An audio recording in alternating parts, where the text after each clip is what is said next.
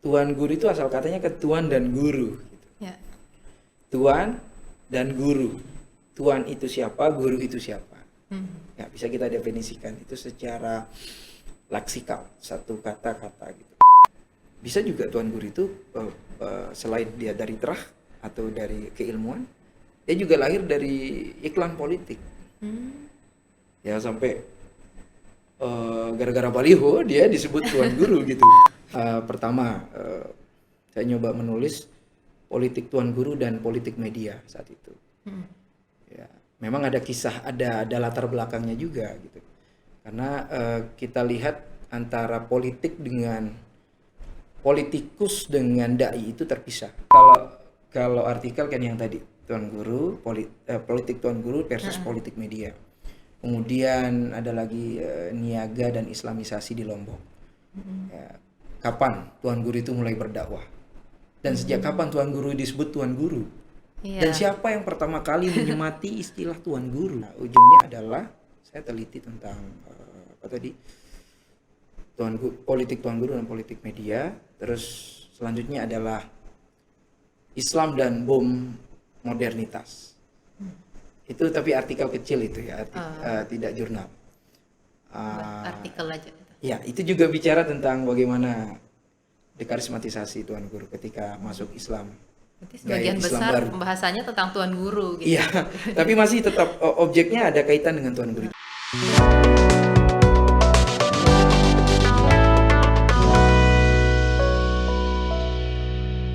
Sudah dibahas ya bahwa kalau tuan guru dengan media sosial ini adalah suatu hal yang berbeda gitu ya. Terus kemudian udah disebutkan juga ada berbagai macam respon dari tuan guru nih. Ada yang menggunakan, ada yang juga yang tidak gitu. Lalu bagaimana sih respon tuan guru yang di Lombok ini Pak? Apakah ada gitu yang menggunakan gitu atau yang sedangkan yang masih menggunakan secara tradisional itu seperti apa gitu Pak? Ya. Nah, ini kan menariknya adalah ketika kita bertanya tentang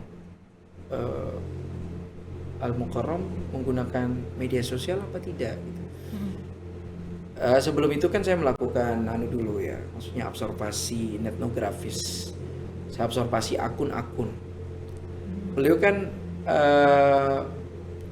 saya lihat di beberapa postingan ada orang yang posting yang kamera gitu, yang ngupload. Iya, upload ceramahnya tuan Upload guru. ceramahnya.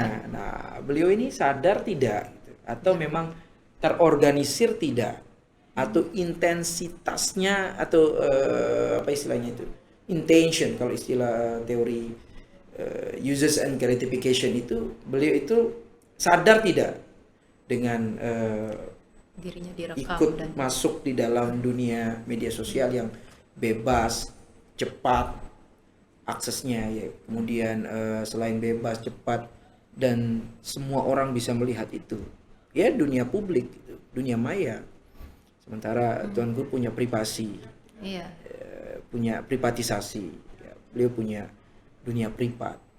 Uzlah lah, halakoh dan sebagainya. Uzlah ya, kalau dalam terminologi tasawuf itu ada istilahnya uzlah. Uzlah itu maksudnya menyendiri, maksudnya wirid, kemudian mutolaah, dan harus bersama jamaah juga, ngaji dan sebagainya. Sementara masuk media sosial yang bebas dan aksesnya cepat. Ada TikTok, ada YouTube, ada Facebook. Dan itu intensif gitu. Harus dijawab langsung. Karena perubahan pesan itu kan per detik gitu ya. Upload nanti bisa dilihat orang, aktivitas-aktivitas yang ada. Nah, itu kan menjadi hal yang berbeda dari kebiasaan tuan guru sebelumnya yang belum ada media sosial gitu. Nah, selain itu juga, selain banyak respon tadi itu. Salah satu responnya adalah yang kalau tuan guru yang kalau kita pakai segmentasi ya, atau periodisasi, atau kategorisasi. Tuan guru yang wear itu ada istilah tuan guru baru, ada tuan guru lama. Kalau tuan guru baru yang umur ya anggaplah yang lahir 80-an ke atas. Yang lebih muda. Nggih. Nah, kemudian yang Tuan Guru lama yang memang umur ya bisa kalau kita pakai segmentasi itu yang dari umur 70 ya, 60 ke 60 sampai 70 lah atau 60 ke bawah itu. Nah, tetapi muncul videonya. Nah, ini yang menarik gitu. Apakah beliau punya akun sendiri atau memang ada tim? Orang lah. Ya, ada timnya. Nah, kalau punya akun sendiri kan jelas secara psikologis akan berbeda. Misal, kita akan WA, mohon maaf, ini temanya begini. Ini kayaknya hukumnya begini. Dari mana ini pandangannya? Kan selama ini kan lebih banyak kajian-kajian yang bersifat satu arah. Pidatonya satu arah, tidak dialogis, lebih banyak monologis. Misal ceramah nih, Isra Miraj misalkan, atau acara maulid, atau acara takziah, itu kan monologis. Gak ada itu masyarakat yang langsung, mohon maaf, bagaimana hukumnya, atau instruksi, atau interupsi, begini, kan gak ada. Tapi di media sosial bisa langsung dikoreksi. Semua langsung netizen komen. Iya, netizen langsung komen. Apalagi kalau ada salah kata langsung ini ya dikomentari. Iya. Nah, bagaimana itu secara adab itu? Nah, ada yang menjawab demikian. Maka ada jawaban alaikum bil uzlah wa alaikum bil jamaah. Khayyaru atau khayyiru. Pilih itu. Coba dipilih mana, apakah mau bil uzlah atau bil jamaah. Bil uzlah artinya berkontemplasi, bermeditasi, berdiam diri. Cukup di madrasah ngajar anak-anak dan sebagainya. Tanpa harus bersentuhan dengan dunia dengan akses informasi yang luas, cepat, umum, masif dan sebagainya. Nah, ada juga yang mengatakan, oh iya ini harus, karena kalau tidak maka akan lahan-lahan dakwah itu akan diambil oleh diambil oleh orang-orang yang punya kepentingan lain. Gitu. Maksudnya justru Tuan Gurunya tidak dikenal besok apakah Tuan Guru akan hilang namanya di media sosial kalau tidak menggunakan media sosial. Maksudnya tidak dikenal oleh milenial tahun 2000 ke atas itu. Bisa jadi ya. Ekspresi keagamaan milenial itu akan berubah. Produksi agama itu, fatwa dan sebagainya itu justru ya tidak hanya otoritasnya dari situ, dari Tuan Guru. Artinya misal Anda mau nanya fikih apa dan sebagainya, tidak hanya dari situ. Kita bisa akses langsung di Google, Mbah Google nanya gitu. Google nanya, bertanya-tanya ini Google-nya nih. Tanya. Pertanyaannya apa? Bagaimana hukum haid misalkan? Itu bisa langsung keluar. Iya. Nah, otomatis new otoritas itu akan ada. New majelis taklim juga akan ada.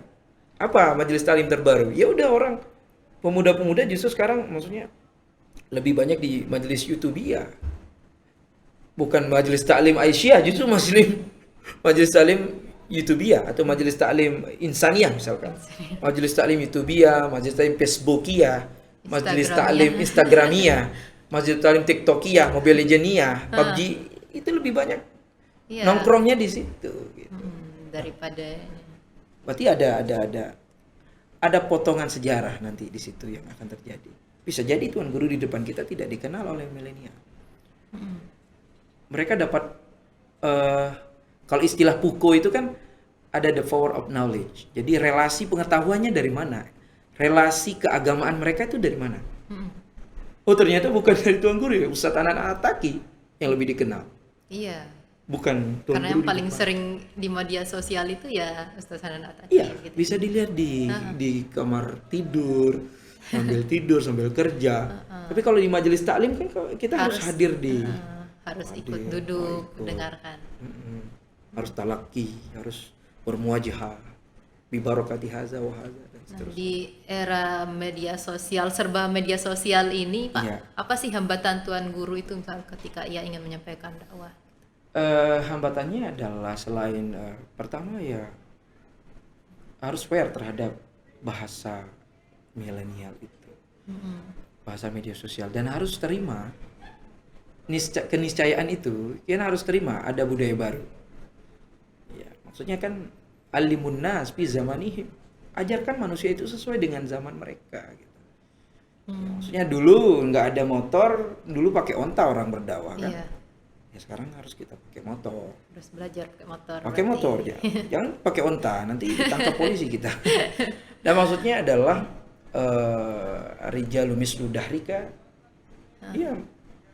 Seseorang pemuda ataupun seorang pejuang itu sesuai dengan di mana dia berada. Dia harus menyesuaikan diri. Nah, dalam artian tuan guru baru harus memiliki kreativitas untuk itu. Ya hambatannya yang pertama tadi adalah new public sphere. Ruang publik ini sudah berubah. Meditate on not meditate. Dia bisa terjangkau tidak terjangkau. Kan tergantung kita. Sekarang kalau seandainya tidak mengambil peluang di situ, maka akan dilibas oleh para penggawa-penggawa yang lain maksudnya. Ya, kalau kita ingin melestarikan agama itu dalam budaya keagamaan yang kita ingin munculkan di ruang publik yang soft, yang beradab, yang sopan, ya kita harus produksi pesan itu. Ya tuan guru harus aware gitu. Tapi hambatannya itu ya, akun akses sendiri atau tidak. Tapi ada yang berkembang seperti ada tuan guru Muzayyin Sobri Channel, itu juga salah satu akun yang terus berkembang viewernya. Ya, terus kajian-kajiannya juga millennials, ada yang millennials tentang hukum-hukum haid, kemudian hukum bagi menikah online misalkan, itu kan ada pertanyaan, ada nuansa tema-tema baru yang dimunculkan. Nah, salah satu hambatannya adalah penggunaan yang use gratification, yang langsung menggunakan sendiri. Kemudian yang kedua adalah bahasa. Ya, bahasa yang sekarang ini kan kita harus mengikuti viralnya apa sekarang, yang viral sekarang. Kamu nanya, ya harus ikuti itu sebagai bentuk aspirasi atau partisipasi kita terhadap dunia baru, dunia etnografi. Dunia etnografi ya dunia etnik-etnik, suku-suku baru yang kita temukan di akun-akun yang kita tidak mengenal. Dia dari mana dan berarti harus dipelajari ya tentang. Ya. Maka nanti akan muncul begini Mbak nanti ya. Akan muncul ekspresi keberagamaan baru. Karena relasi keagamaan tadi sudah berubah. Ya. Dulu kan kita nunggu fatwa dari tuan guru. Kalau sekarang justru ekspresi keberagaman menjadi sedikit bukan disruption tapi bergeser, berubah. Contoh misalkan di TikTok itu di puasa ya. Sahura itu anak-anak milenial itu sahura itu sampai-sampai dimunculkan di desa-desa untuk membangunin orang sahur kan. Terinspirasi dari yang di TikTok. Bukan terinspirasi dari situasi sosial keagamaan di tempat. Ya bisa jadi tuan gurunya bisa marah ini kalau, masa sahura itu. Kalau dulu kan orang agak sungkan ya mengerjakan sesuatu yang anggap riskan, krusial di tengah masyarakat yang tidak pernah diketahui. Tapi sekarang enjoy itu ya. Semua. Karena memang ekspresi keberagaman itu akan begitu. Gitu. Nah, baik Pak, luar biasa sekali nih pembahasan kita hari ini ya. Kalau kita mau bahas lagi nih kayaknya nggak akan selesai-selesai ya, karena ini memang menarik sekali, apalagi berkaitan dengan tuan guru ya. Sekali lagi Pak, terima kasih banyak sudah meluangkan waktu di sini nih. Kapan-kapan Bapak bisa hadir lagi di sini untuk kita membahas tema-tema yang lebih menarik lagi tentunya ya. Jangan pernah bosan di sini Pak. Ya, alhamdulillah nggak akan bosan kalau alhamdulillah MC-nya juga luar biasa. Maksudnya. Terima kasih banyak Pak. Sama edukasi. Alhamdulillah ya. Terima kasih juga untuk teman-teman yang sudah nonton ya. Jangan lupa disimak videonya dari awal sampai akhir. Jangan lupa juga komen di bawah jika ada pertanyaan atau mungkin teman-teman punya tema menarik nih yang akan kita bahas untuk episode-episode selanjutnya, bisa komen ya. Nah, jangan lupa juga di-subscribe tentunya nih yang paling penting. Jangan lupa juga di-share. Banyak jangan lupanya, nggak apa-apa ya. Oke, saya Naula Fatihatul Aulia, mohon pamit undur diri. Wassalamualaikum warahmatullahi wabarakatuh.